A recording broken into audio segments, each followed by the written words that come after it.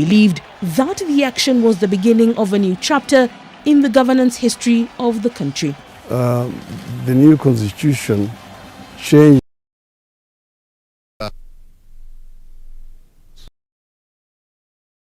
prosperous Kenya, as well as a template for servant leadership, which we must continue to nurture and improve for generations to come. And on his passing, today we once again renew our pledge in tribute to our great leader to foster. As we mourn the passing of an icon, we can rejoice in the lifelong companionship he enjoyed with his now departed wife, Her Excellency Mama Lucy Kibaki, and his extended family. Today, our sincere sympathy to his children, Judy Wanjiko, Jimmy Kibaki, David Kagi, and Tony Githinji, and to their families, and for all who mourn the passing of this great leader. As the late former president served Kenya, Africa, and the world, he also remained a deeply devoted family man, an avid golfer, and an earnest friend to many. To them we say that while Emilio Mwai Kibaki is no longer with us in body, his spirit, legacy, values, and ideals live on in each one of us and in the limitless ways that he made Kenya immeasurably better. Mwai Kibaki lives on in the hearts of millions of Kenyans, East Africans, and Africans who benefited from his leadership, admired his character, and were inspired by his example. Mwai Kibaki lives on in our fond memories of his strength of will, his charm, his wit, and his passionate love for God, for family, and for nation. In honor of the life and times of the late former President Emilio Stanley Mwai Kibaki, and on behalf of a grateful nation, I, Uhuru Kenyatta, under the authority vested in me as the President of the Republic of Kenya and the Commander-in-Chief of the Kenya Defense Forces, do hereby order and direct that one, in testimony of the highest of esteem in which all Kenyans hold the person of Mwai Kibaki, the nation will observe a period of national mourning from today until sunset.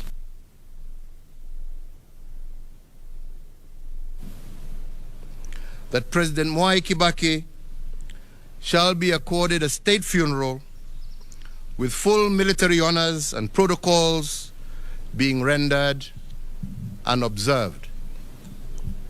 3, that the flag of the Republic of Kenya shall be flown at half-mast at State House and all Kenyan diplomatic missions, public buildings, public grounds, all military bases, posts, and stations, on all naval vessels of the Republic of Kenya and elsewhere throughout the entire territory of the Republic of Kenya from today until sunset on the day of his internment. And 4, that the President, the Deputy President, the Chief Justice, Cabinet Secretaries, the Speaker of the National Assembly, the Speaker of the Senate, Kenya's diplomats abroad, and whomsoever else is so authorized by law, national flag on their official motorcade from today sunset on the day of his internment. May President Kibaki's family be comforted, may his memory be honored, and may his example be emulated. This issued under the hand and seal of the President at State House, Nairobi, on the 22nd day of April, the year of our Lord, 2022.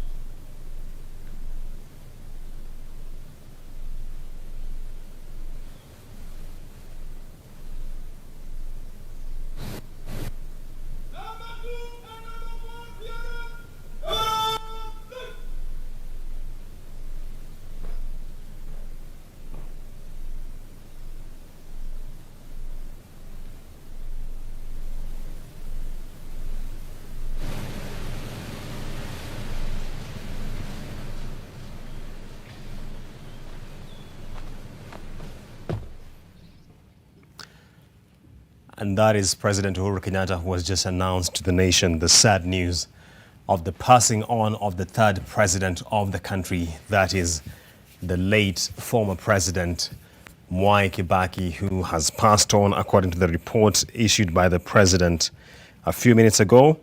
The president has given a directive that the country assumes national mourning from this moment until the time the former president is laid to rest. President Mwai Kibaki will also be accorded a state funeral as befitting his position as a former head of state. All flags across the country at State House and across all diplomatic missions will also be flying at half-mast following the passing on of President Mwai Kibaki.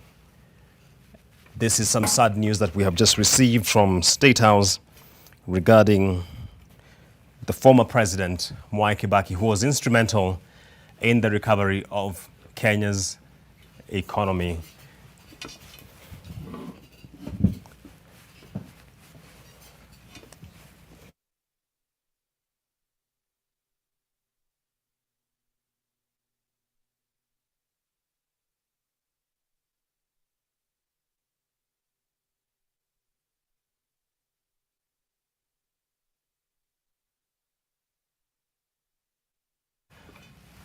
President Mwai Kibaki has departed, and that's the brief that President Uhuru Kenyatta has brought to the nation this afternoon, directing that the country goes into national mourning from today until the time the former president is laid to rest. President Mwai Kibaki will be accorded a state funeral at the president, that is Uhuru Kenyatta, has also indicated that all flags will be flying at half-mast across the country and also in foreign and diplomatic missions. President Kibaki served as the president of this country from the year 2002, following the December election, effectively beginning his term in 2003 until 2013, when he handed over to President Uhuru Kenyatta. He had an illustrious period as the man stewarding Kenya's economy, stimulating a recovery, rolling out the Vision 2030 agenda. President Kibaki, it should also be remembered, served as arguably the longest finance minister in this country from 1969 up till about 81. And in that portfolio, he was quite instrumental in shaping Kenya's post-independence economic policy on matters regarding fiscal policy, capital markets, monetary policy as well. We are indeed mourning an icon who has been extremely pivotal in the shaping of Kenya's history, and particularly on the economic front. So we have just received the news of the passing on of former President Mwai Kibaki, third president of this country. President Uhuru Kenyatta has indicated that we shall be observing national mourning until the day he is laid to rest. He has also directed that flags fly at half-mast across the country, at State House, and across all diplomatic missions. And the president, that is Uhuru Kenyatta, has also indicated that President Mwai Kibaki, former President Mwai Kibaki, will be accorded a state funeral befitting of his capacity and the service he has rendered to this country. Just to recap some of the key highlights, former President Mwai Kibaki became president following the 2002 general election, which he won by a landslide, and went on to trigger an economic recovery for Kenya, which at the time had suffered quite significantly with an economy almost stagnating. The peak performance registered in the period 2006-2007, when the GDP growth, I should say, stood at 7%. Former President Mwai Kibaki will also be remembered for the role he played in the finance ministry from 1969 as finance minister, shaping Kenya's fiscal policy, matters around taxation, matters around the development of the capital markets, matters regarding the shaping of monetary policy, which involves the Central Bank of Kenya. This is indeed a great loss that this country has suffered.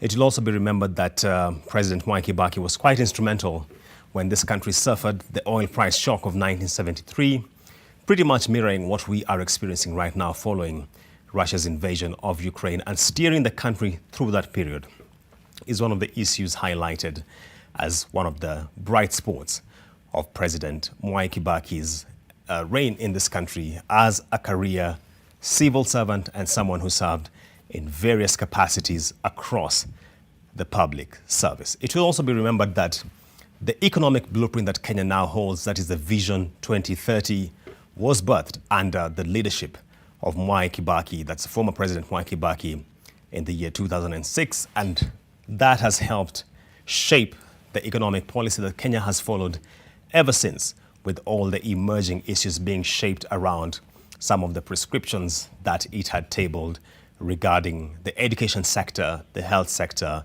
manufacturing, telecommunications, and all the developments we are now witnessing in this country from an economic and finance standpoint. That is indeed one of the hallmarks of the Kibaki administration. Not to forget, the promulgation of the new constitution in 2010 is also yet another highlight that we have under former President Mwai Kibaki, issuing a new constitution to this country, which has indeed been touted across the globe as one of the most progressive, most detailed, most comprehensive constitutional frameworks. Indeed, it is still being fine-tuned across the nation. President Uhuru Kenyatta also observed that former President Mwai Kibaki was quite instrumental in the fight for multi-party democracy. It will be remembered in 1992, where he stood as a candidate as the multi-party framework was coming back into place following years of a single-party state in this country. And therefore, from the Democratic Front, that can never be taken away from the former President Mwai Kibaki, who is significantly remembered for the contributions he had in this country as far as economic policy and finance development is concerned. President Mwai Kibaki issued some very brilliant and illustrious pieces in Parliament, focusing on a raft of issues, notably the development of capital markets, and he had some very salient contributions when this country was still at the nascent stage of setting up a capital market infrastructure, which today is thriving and being touted across the region as one of the most developed, one of the most progressive, one of the most diversified when it comes to offering of various products for investors and participants, not just locally, but also externally. It will also be remembered that it was during the reign of Mwai Kibaki that we had the arrival of the fiber optic cable and the fast internet, which we do enjoy today as Kenyans, certainly. And the former PS, Dr. Bitangendemo, has written extensively as far as this is concerned, and the contribution of former President Mwai Kibaki is concerned when it comes to issues of facilitating an accommodative business environment for the private sector to thrive. We can never forget, of course, that the fact that between 2003 and the period of 2007, we saw the strongest rally when it comes to the Nairobi Securities Exchange. And we shall be taking a very quick pictorial of former President, the late Mwai Kibaki. Let's just get a snapshot of this legend and icon that is the former president.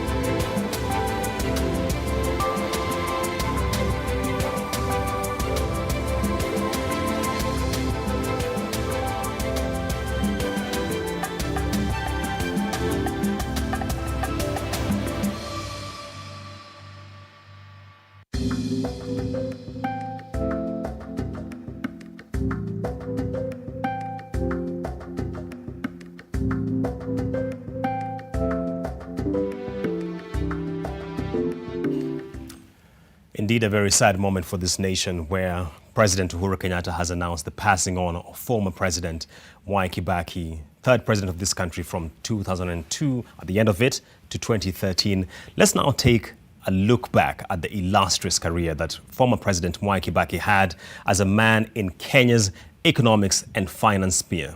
Here is Kibaki, the economist. Kuna jambo moja limetokea. Sasa zamani zile. For many Kenyans, the name Mwai Kibaki evokes deep reverence for a career civil servant, widely deemed to be one of Kenya's most accomplished economists. Mwai Kibaki has arguably served in most of the notable positions as far as steering Kenya's economic roadmap since independence is concerned, including being the country's parliamentary secretary for the Treasury between 1963 and 1966, serving as the Minister for Commerce and Industry between 1966 and 1969, serving as the Minister of Finance and Planning between 1969 and 1981, and eventually as the President or Chief Executive Officer of the enterprise that is Kenya between 2002 and 2013. Mwai Kibaki's stellar profile as an economist comes as no surprise. He studied economics, history and politics at Makerere University and emerged top of his class with a first-class honours in 1955. He would later pursue a Bachelor of Science in Public Finance and graduate with a distinction from the prestigious London School of Economics, after which he would return to serve as an assistant lecturer at Makerere University's Economics Department between 1958 and 1959. Mwai Kibaki's career in Kenya's public service commenced in 1963 while serving in the capacity of the Parliamentary Secretary for the Treasury. His first business before the floor of the House took place on July 24, 1963, where he tabled the country's development spending estimates and a review of the three-year economic plan covering the period 1960 to 1963. In his submission, Mwai Kibaki laid out the framework for the medium term by saying, and I quote, "Mr. Speaker, sir, our intention is to have a 6-year development plan stretching from the financial year 1964-65 to 1969-1970. In planning for that period, we are going to break it up into 2 phases of 3 years each, for it has been found through experience in other countries that shorter development plans are more practical." End of quote. In November 1963, at the height of the debate on the need for a minimum wage policy, Kibaki would take to the floor of the House and make the following submission in defense of the ordinary consumer. Mwai Kibaki said, and I quote, "Even in towns like Nairobi, where a worker has a minimum wage guarantee of 115 shillings, it is not a solution to his troubles. He still has to pay 20 cents to travel from Makadara to work and 30 cents back. This means in a month, he will have spent more than 18 shillings on travel alone. He also quite often has to pay 70 shillings for a place to live." End of quote. In 1966, Mwai Kibaki would be appointed Minister of Commerce and Industry, a position that would elevate his role in shaping Kenya's economic landscape. In this docket, Mwai Kibaki prioritized the improvement of the business environment, especially for small ventures owned by Africans. In one of his submissions before the National Assembly, Mwai Kibaki had this to say, and I quote, "In 1965, Mr. Speaker, 108 or 25% of new companies registered were wholly Africa-owned and 54% of the new businesses registered were African. It is important to note that we are now getting Africans into business. I am also happy to note that the number of companies that went into liquidation were only 7 compared to 28 the year before." End of quote. It was under Mwai Kibaki's watch at the Ministry of Commerce and Industry that industries such as Kisumu Cotton Mills, Kenya Tytex Mills in Thika, Sisal Twine and Rope Factory in Nairobi, and East African Cables were set up. 1969 would mark a transformative year for Mwai Kibaki. Leading any country's national treasury or Ministry of Finance is a coveted position, and in that year, Kibaki would be elevated to serve in this capacity, tabling his maiden budget speech on July 3, 1970. While at the Ministry of Finance and Economic Planning, Mwai Kibaki will be remembered for having steered the economy through considerable headwinds. The global oil crisis of 1973 was the first major litmus test for Kibaki. The October 1973 embargo by OPEC economies sent the price of oil in the global markets through the roof, inflicting adverse effects on oil-importing economies such as Kenya. It is intervention through the Export Act of 1974 that is widely credited as having helped mitigate the spillovers from the oil price shock. Further down the road, the collapse of East African Community in 1977 would present yet another litmus test for Mwai Kibaki, who would be at the steering wheel of the team that led the transition and determination of sharing of assets among East African economies. Upon the death of President Jomo Kenyatta in August 1978 and Moi's subsequent rise to power, Kibaki would double up as Vice President and Minister of Finance. It is a portfolio he would hold until 1983 in the post-1982 abortive coup realignment, when he would be redeployed to Vice President and Minister for Home Affairs, a position he would hold for 5 years until 1988 before being assigned the Ministry of Health. After nearly 3 decades, Kibaki would finally quit government in 1991 and form his own party, the Democratic Party, ahead of the 1992 general election. Even in the opposition, Kibaki would remain instrumental in shaping public discourse around the country's economic agenda. In November 1994, 2 years ahead of the privatization of national flag carrier Kenya Airways, Kibaki would raise questions around the uncertainty which seemed to surround the exercise and the company's debt. Kibaki would say this on the floor of the House, and I quote, "We are about to privatize Kenya Airways very soon. None of the ministers in government are willing to speak the truth. There is 6.5 billion shillings which the airline owes. There is no way of writing off 6.5 billion shillings which we will pay over the next 20 years. We should be told that it is we Kenyans being asked to assume this debt." End of quote.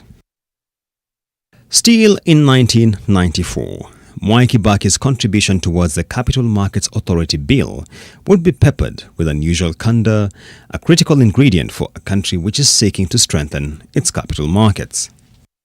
Before the National Assembly, Mwai Kibaki would say, and I quote, "The Capital Markets Authority as a parastatal has a membership of people who have never participated in dealing with money, yet they are going to supervise the stock exchange. Those who are going to supervise their appointment don't know what an exchange rate is to begin with. This is the most atrocious thing we can have." End of quote.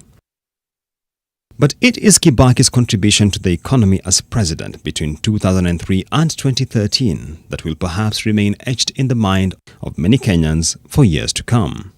At the point of assuming office in 2003, the country's economy had ground to near stagnation, growing at a measly 0.5% in 2002.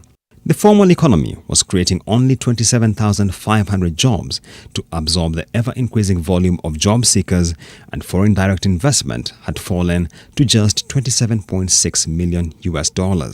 Mwai Kibaki's first order of business as president of the then ailing economy would be to draw up the 5-year economic recovery strategy for wealth and employment creation.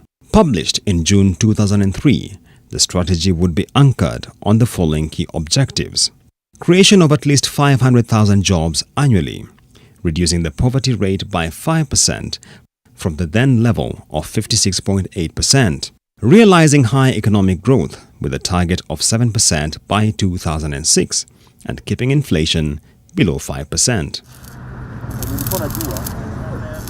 The goal of 500,000 jobs per annum would, however, not be realized until 2010, when the total number of new employment opportunities created in both the formal and informal sectors stood at 503,500.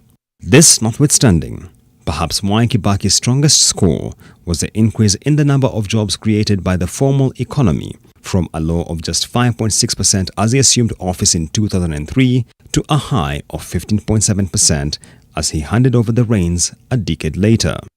By the end of Mwai Kibaki's first term as president, there were green shoots all around from an economic standpoint. The economy was growing at 7%, up from just 0.5% as he assumed office. The formal economy was creating 53,000 jobs, twice as many as it was doing in 2002 when he assumed office. And foreign direct investment inflows had risen to $1.1 billion compared to just $28 million in 2002. You and I know what has happened in the last election. This fairy tale would, however, ground to a halt in December 2007 as the economy took a hit from the post-poll violence following contested outcome of the presidential election. Kibaki is the president of Kenya. Jump-starting the economy from this slowdown would require a number of interventions. Notably, the first medium-term plan of the Vision 2030 covering the period between 2008 and 2012 was particularly pivotal. First, infrastructure spending would be accelerated, especially with the initiation of the $360 million 50 kilometers Nairobi-Thika superhighway, whose commissioning would take place 3 years later in 2012. Second, the area under irrigation was expanded from 119,000 hectares in 2008 to 159,000 hectares in 2012 in a bid to cushion the agriculture sector from the shocks of unreliable weather patterns which led to unpredictable earnings for farmers. Third, to enhance the welfare of small and medium-sized business ventures, plans commenced for development of a regulatory framework governing those often marginalized business ventures. As a result, the Micro and Small Enterprises Act came into force in September 2013, marking a major milestone for the economy. Aside from this, Mwai Kibaki's reign as president will also be remembered for the revolution in the formal financial services space, especially through the green light for the telecommunications operators to roll out mobile money platforms which have placed Kenya on the front line of the pace-setters in the formal financial services deepening. The high-speed internet connectivity which Kenyans enjoy today will also be remembered as yet another feather in Mwai Kibaki's heart. The arrival of the East African Maritime Cable in Mombasa on June 12, 2009, following relentless efforts by the Kibaki administration, marked a major breakthrough for Kenyans' ability to access the information superhighway. It will also be remembered that it was under President Mwai Kibaki that the capital markets came back to life after years of slow activity. The NSE 20-share index surged from a low of 1,384 points at the start of 2003 to a high of 6,161 points in January 2007, as investors raked in returns from the capital markets. It is also under President Kibaki that the capital markets witnessed some of the most defining developments, including the automation of the clearing and settlement of shares traded in November 2004, extension of the trading period from just 2 hours in 2006 to 6 hours in 2008, the listing of Kengen in 2006, Safaricom in 2008, and the launch of the growth enterprise market segment targeting listing by SMEs in 2013. Uhuru Kenyatta was sworn in as Kenya's fourth president on April 9, 2013, and with it marked the end of the illustrious public service career of Mwai Kibaki. Julian's Amboko, NTV. And that was a look back of former President Mwai Kibaki as an economist, having served as finance minister and then progressed on to president, heading the economy of Kenya. Let's now switch gears and look at Kibaki, the family man, and his wife, his children, and the issues around his family setting. Mwai Kibaki was the last of 8 children born to Kibaki Githinji and Teresia Wanjiku in 1931. He was also the only one allowed to go to school, a fact that stood him in good stead, paving the way for him to become the country's third president. In 1961, Mwai Kibaki married the late Lucy Muthoni Kibaki, a union that bore 4 children, Judy, Jimmy, David, and Tony Kibaki. The larger part of his family was present when he took oath of office, Mwai Kibaki naapa kwamba, ushering Kenya into a post-Kanu era that signaled the return to prominence of the first family and the First Lady's office, to be precise. While the family, at least the children, stayed largely out of the limelight, the First Lady was not one to play the shrinking violet role in her husband's administration. She took up her office and her roles very seriously. That family unit in the Kibaki household was defined even when the rumor mills went into overdrive with talk of the existence of another Kibaki family. At a press conference at State House, Nairobi, the president was forced to set the record straight. I want to make it very clear that I have only one dear wife, Lucy, who's here, and I do not have any other. And anybody who knows me and knows my family and knows how I live, they know I have only one wife. He even threatened to sue anybody who was peddling such rumors. I don't want to repeat, but I want to say quite frankly, anyone who is bent on that course, he'll see me in court or wherever he will see me, and we shall deal with him. No other way.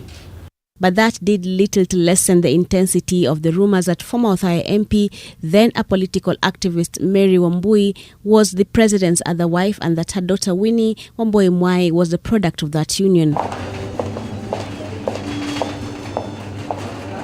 Indeed, after that denouncing from State House, Wambui was filmed at a mall with all the trappings of power, signaling that she was not just any other woman. In 2013, in the heat of the campaigns, Kibaki endorsed and campaigned for Mugambi Gishuki to replace him as the Othaya MP. Huyu bwana ambaye sasa nataka kuwa katika wapi?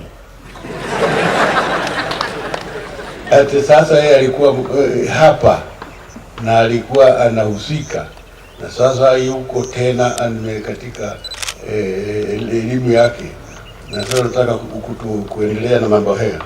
Wambui was locked out as Kibaki and his entourage arrived in Nyeri for the event. The controversial businessman later carried the day in that election, inheriting the seat once held by Mwai Kibaki. Kibaki's love for golf continued even when he served as president. Although health concerns relegated him to spectator status, he still frequented major golf tournaments. Age may have caught up with him, but he could still take a swing on the course, and he did just that when presented with these sticks at the end of his time by the judiciary. As the Chief Justice has expressed, A nostalgic Kibaki said he had not had a proper round of golf in at least a decade. If anybody wants to go back to golf and you need clubs, come to me, because I have a lot of clubs which have been given to me by people who thought I would have a chance to play. But then I did not use them, and I did not have the courage to give them to anybody or to sell them. He was also an astute businessman with interest in real estate and hospitality, and he also practiced farming. His lowest moment was when his wife of 55 years, Lucy Kibaki, passed away in 2016, an occurrence that appeared to have knocked the winds out of his sails. The visibly frail and shaken former head of state did not say much during the state ceremonies that followed, not at the airport when the body arrived, neither at the consulate.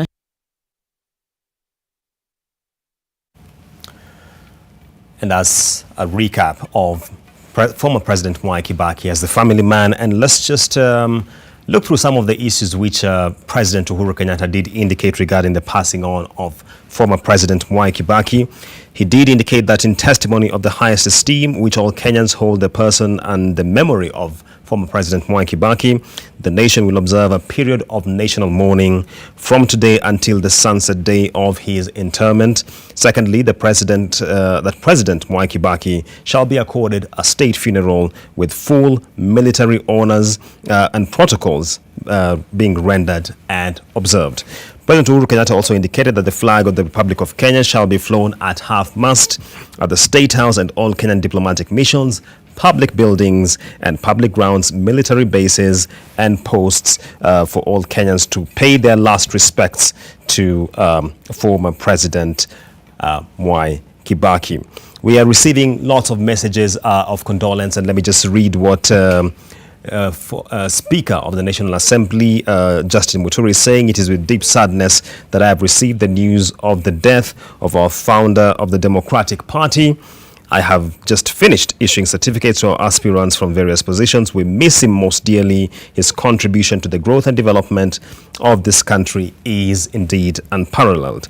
May his soul rest in peace. And that is the Speaker of the National Assembly, Justin Muturi, who is currently in the Democratic Party, which is former President Mwai Kibaki's party, which he also contested with in an election. So passing on his messages of condolence regarding this issue. The presidential candidate for Safina Party, Jim Wanjigi, says it is a dark day for Kenya. We have lost one of our best, and our hearts are indeed broken. Let's now take a look at some of the strengths and misses, as some would say, of the Kibaki government. Even before December 30th, 2002, Mimi Mwai Kibaki hapa kwamba nitakuwa mwaminifu wa Jamhuri ya Kenya. atenda kazi zangu. the name Mwai Kibaki had been on many a Kenyan's minds for over a year. This was after the famous Uhuru Park declaration of Kibaki Tosha. Kibaki si ametosha. Na mkasemaje? His campaign was one of taking back the nation from years of authoritarian rule while giving Kenyans an equal opportunity at a share of the national cake and better representation. Nchi ambayo itaweza kuinua hali ya uchumi wa nchi hii.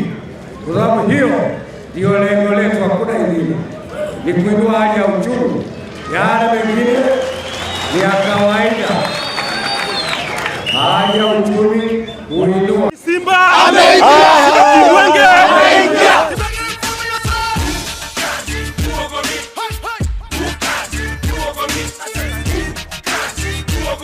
Mwai Kibaki was unbogable in his quest to transform a country that he had diligently served in various other capacities before ascending to the highest office in the land.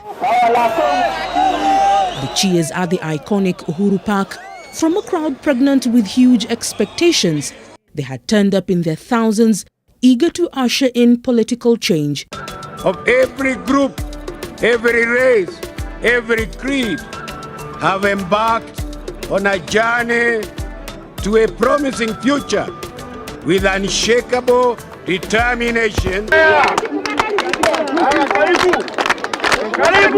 His first order of business: ensure all children are in school through introduction of the free primary education program that saw over 2 million children get into the classroom. Kuna mtoto wa miaka fulani ambaye hayuko shule. Naye baba yake atatueleza anamweka nyumbani afanye nini. A year later, he embarked on a mission to get street families off the streets while offering street boys and girls a shot at making something out of their lives after training at the National Youth Service. But while he undertook these programs, his regime was tainted by attempts to gag the media, a media that had sung his praises all through his campaigns. You buy people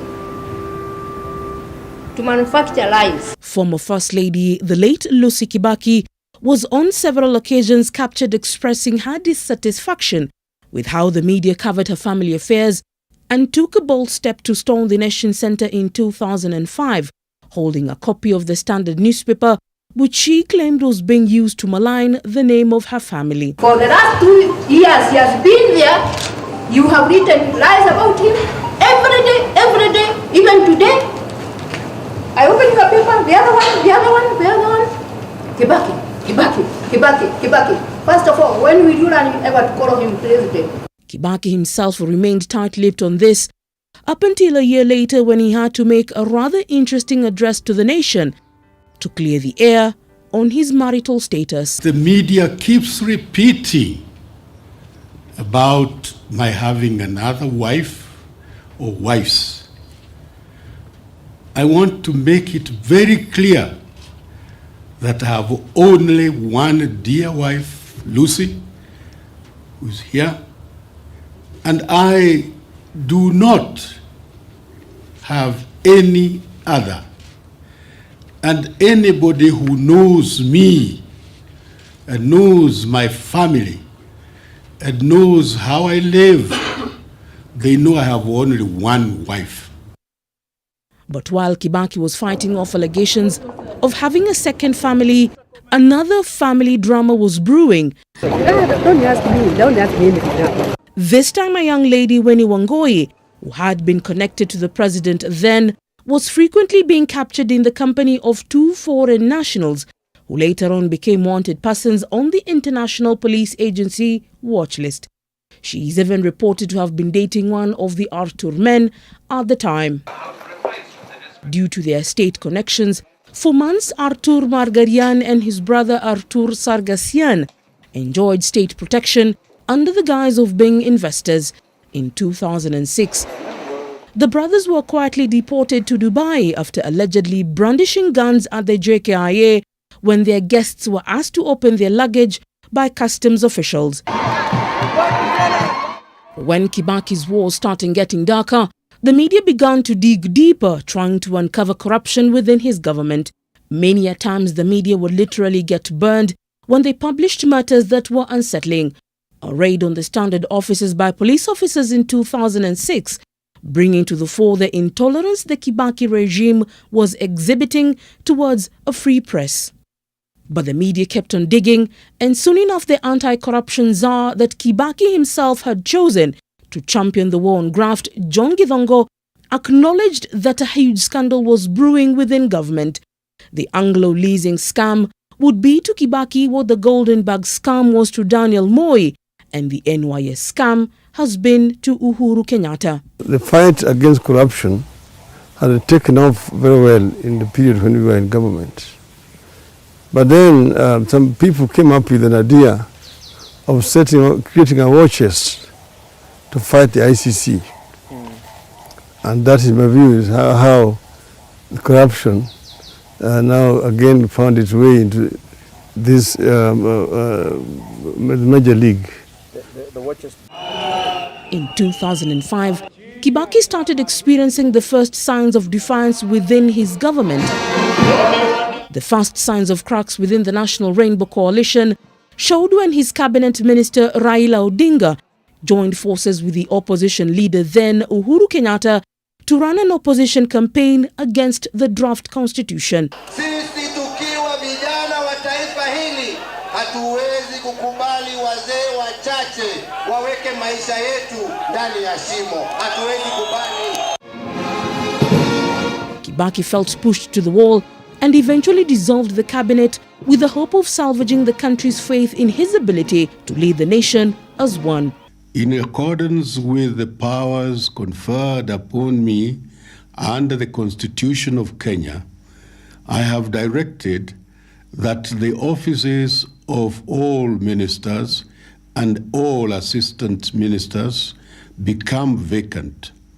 Consequently, the occupants of the said offices cease to hold their respective offices with the immediate effect. A reconstituted government will be in place within 2 weeks. His once friend turned foe, and with a 2-year stint outside government, Raila Odinga became his biggest critic after campaigning for his ascent to power just 3 years before.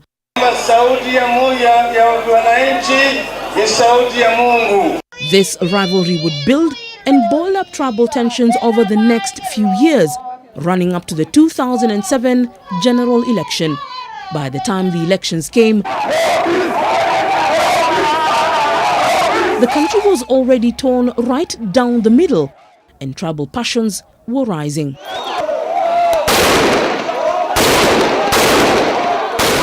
In his 10-year, 2-term presidency, the 2007-2008 post-election violence was the darkest hour in the country's history. A period when the continent came out to save a daughter whose children were literally burning each other to death in the name of political power and tribal hatred. We do have a deal. You will see that the government and Party of National Unity and the Orange Democratic Movement agreed to a formula. But even as the two gentlemen shook hands at the steps of Harambee House and called for healing of a broken nation, Kibaki tried but was unsuccessful in changing the political course that the nation had always taken, tribal politics. Potea, yamepotea, lakini kuanza leo tujenge Kenya mpya na tuendelee pale pale tulipokuwa.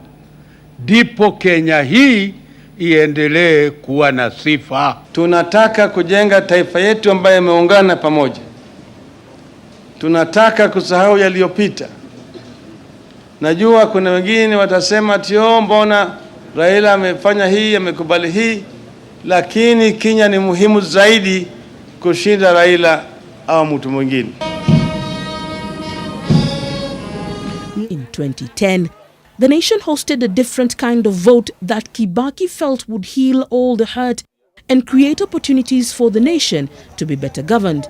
I will personally lead our country in promoting unity, tolerance, peace and harmony. Kenyans voted overwhelmingly for a new constitution, with the document being promulgated in August of the very same year.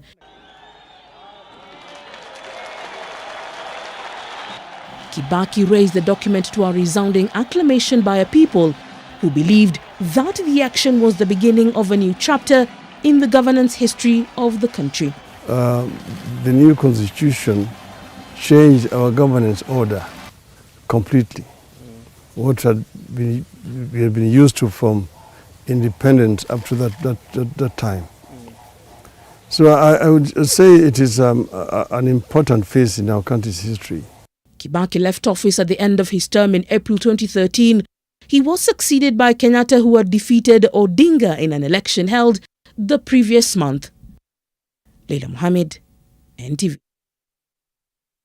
Many thanks, Leila. Now let's cross over to KICC, where Azimio leader Raila Odinga is speaking regarding this issue. Mwai Kibaki, first as a member of parliament in the opposition, the 7th parliament that is, then as one of his ministers for roads and public works, and finally as a prime minister where we shared the grand coalition government. Nobody who was better than Mwai Kibaki when it came to creating team spirit and inspiring his ministers. A lot is going to be said about Mwai Kibaki later on as we eulogize him.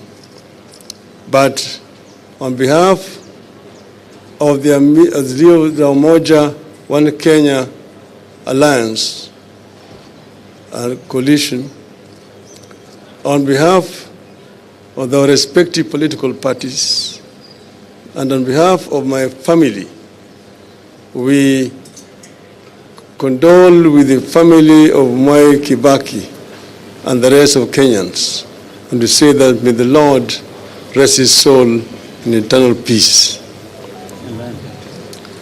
Having said that, we have had a meeting here, that is the council of the Azimio la Umoja One Kenya coalition, and today we are talking about our Nairobi team.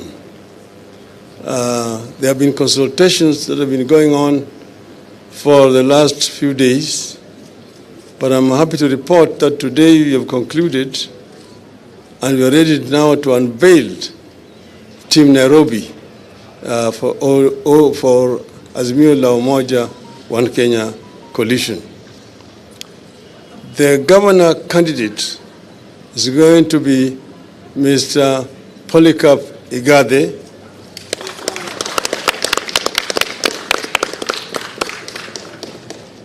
He will be deputized by Professor Kaloki.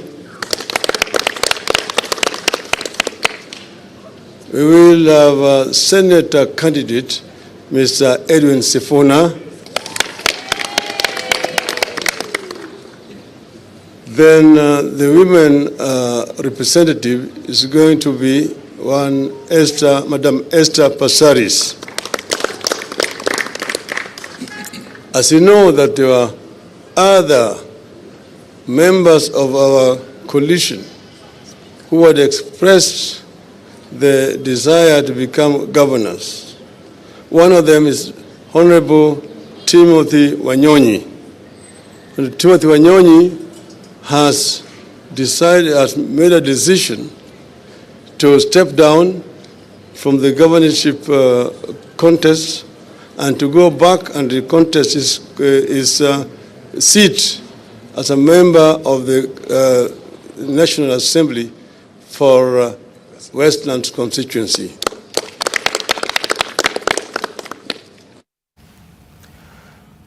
And that's former Prime Minister Raila Odinga speaking to the issues of the Azimio. But before that, he did pay his condolences to the family and friends of former President Mwai Kibaki, indicating that he knew him in the 7th Parliament. They served together in the opposition and then went on to be one of his ministers, as well as former prime ministerial position under the Grand Coalition government, where they shared essentially the government following the 2007 general election, and saying that there was no one who was good at team playing and team building like the former president Mwai Kibaki, and therefore sending his condolences. He actually began that address with a moment of silence, just paying his last respects to the third president of this country, that is the departed Emilio Mwai Kibaki. We shall be bringing you all the political updates regarding what happened and what he has announced there, especially pertaining the gubernatorial ticket under the Azimio alliance. So we shall be staying with that.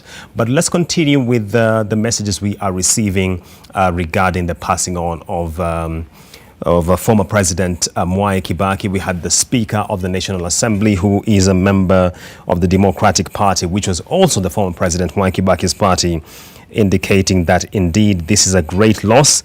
It is with deep sadness that I have received the news of the death of our founder, of the founder of the Democratic Party. I have just finished issuing certificates to our aspirants for various positions. We miss him most dearly. This is the Speaker of the National Assembly, that's Justin Muturi, indicating his contributions to the growth and development of our country are unparalleled. May his soul rest in eternal peace. And that is Speaker Justin Muturi passing his messages of condolence. Let's now speak to one of the persons who worked very closely with former President Mwai Kibaki, that is Mr. Francis Kimemia, who was head of public service under the Kibaki administration. Mr. Kimemia, good afternoon. If you can hear me, what are your immediate thoughts regarding this development? Yes, good afternoon. Good afternoon, sir. Please proceed. Team leader. Yes, you can hear me? Yes, I can. Raila Amolo Odinga. Yes, Mr. Kimemia, just give us your thoughts around this development regarding the passing on of former President Mwai Kibaki. Having those indeed a very sad day, a very sad day. President Uhuru Kenyatta broke the news to the nation. Kibaki was the third president and one of the greatest gifts God gave to Kenya. And I worked with him very closely. He made me into what I am He's today. an iconic A true reformist, and a man who believed in a government that adds value I had the to singular people and to privilege institutions and